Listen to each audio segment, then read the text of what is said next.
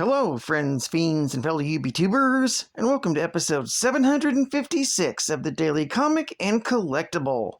Today, the collectible of the day is the Mcfarlane Toys, DC Comics, DC Page Punchers, Batman and the Joker 2-pack action figure set. As a child, Bruce Wayne watched as his parents were brutally killed in Gotham City's crime alley. Traumatized by their deaths, he devoted his life to becoming the world's greatest weapon against crime, the Batman. He's a master detective and an expert martial artist, but his greatest weapon is his mind. Batman has a plan for every occasion, as well as high-tech weapons, gadgets, and vehicles to assist him in his relentless pursuit of justice. Now, after 10 years in retirement, Batman returns. Once a small-time crook, the Joker fell into a vat of chemicals that turned his skin white, his hair green, and his lips red. Like a crazed clown, his crimes always involved pranks and jokes, ending with twisted punchlines that are only funny to the Joker. He may look like he's clowning around, but this guy is bad news for Batman and Gotham City. Now, upon hearing that Batman has resurfaced after 10 years of retirement, the Joker awakes from a years-long stupor in Arkham Asylum, conscious and ready to take on the Dark Knight once again. This DC Comics 2-pack Page Punchers set includes 2 action figures, pocket-sized, standing in the 3-inch scale. These 3-inch scale figures are based on and inspired by the iconic looks in Batman, The Dark Knight Returns comic book series. Batman and the Joker are fully articulated with movement in the head, arms, and legs for punch and kick posing or displaying in your DC collection. This DC Comics Page Puncher set includes the Batman and Joker action figures, a reprint of The Dark Knight Returns, issue number 2, a comic book stand, and a DC Comics bookmark. This Page Puncher set comes packaged in a blister pack and was released in 2024 by Mcfarlane Toys. Now, the comic of the day is Batman, The Dark Knight Returns, Volume 1, issue number 2. With an original cover date of July of 1986. However, mine is a reprint released in 2024. With story, art, and cover all by Frank Miller. This story is titled Dark Knight Triumphant. The story opens with members of the mutant gang stalking Commissioner Gordon, who's walking home, smoking, and thinking of Sarah, his wife. He's very close to his retirement, and yet the mayor still has not named a replacement. Gordon suddenly shoots a member of the gang and quickly escapes. Meanwhile, Carrie Kelly, one of the 2 girls that was saved by Batman's return, sets out into the night to seek and assist Batman. She leaves through her window wearing the Robin costume that she bought with her saved lunch money. She has good timing because Batman is out on the prowl.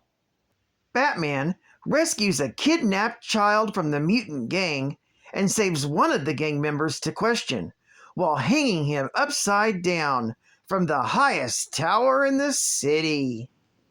Due to this interrogation, he discovers that the mutants are being backed and armed by a general, Nathan Briggs, who was famous in the army.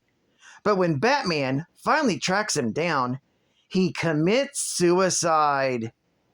Meanwhile, Robin is still searching for her Batman by following the mutant gang. Later that evening, the Gotham City News is excited to report that Ellen Yindel has been announced as the next commissioner of police. and her first act is to issue a warrant for Batman's arrest. However, Jim Gordon is not pleased at all.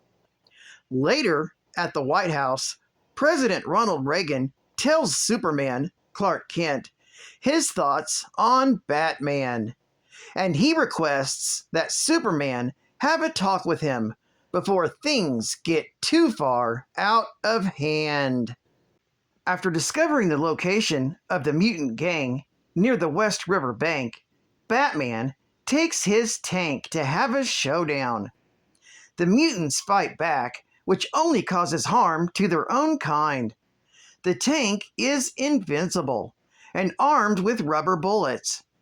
The leader ends up standing before him and calls him out to fight. Despite Alfred's pleas and warnings, Batman leaves the safety of his tank to battle the mutant leader. He quickly realizes that he's not as young or as agile or tough as he used to be. Just as the mutant leader is about to defeat him, Robin jumps in and buys Bruce enough time and a chance to take control.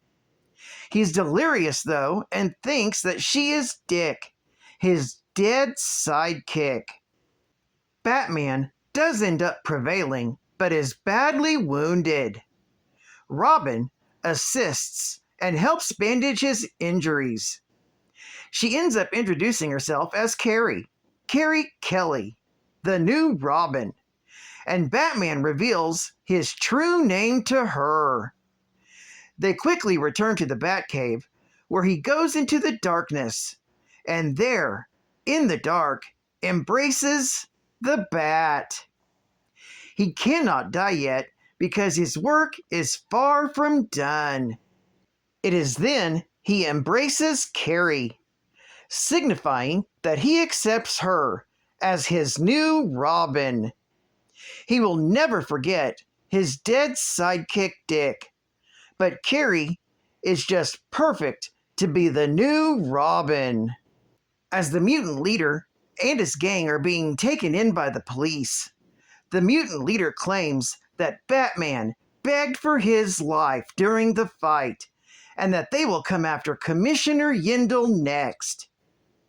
Later, the mayor agrees to meet with him in an armed jail cell to negotiate a possible truce, despite Gordon's warnings.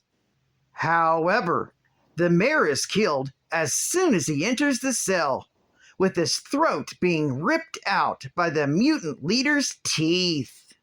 It's then reports start coming in all throughout the city that crazed people are dressing up as Batman and standing up against crime.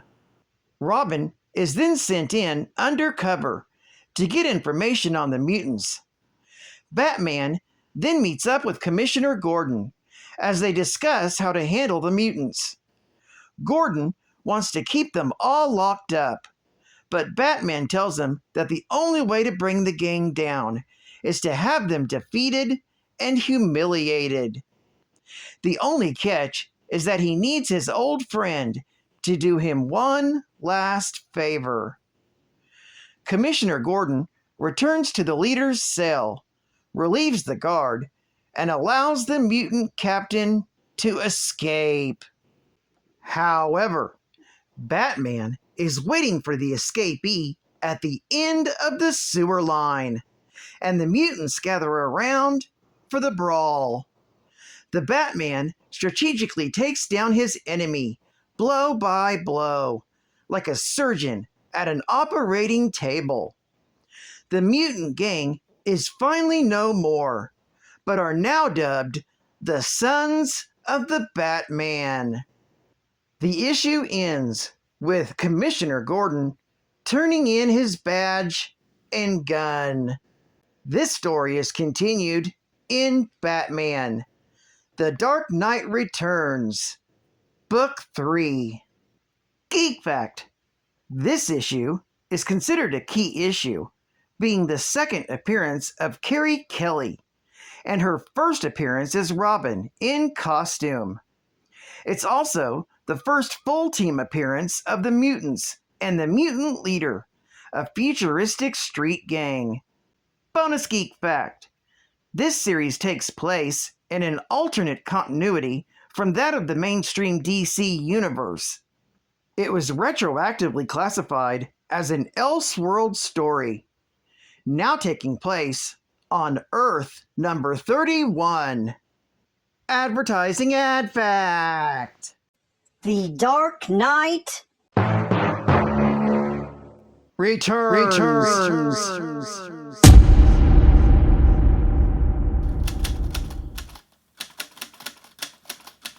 Batman and Robin as you've never seen them before. Frank Miller is at his gritty best. Get your very own 48-page, square-bound graphic novel format 4-issue match set. Wow. Not available on newsstands. Only 1,200 copies available through subscriptions only. So you better act fast. I'm the Batman. I'll haunt your dreams. I'm a vigilante with gliding bat wings. Here's a tip, your freedom is over. You'll end up in Arkham just like that Joker. Yes, I'm the Batman, and I got a thing for cats when I dream.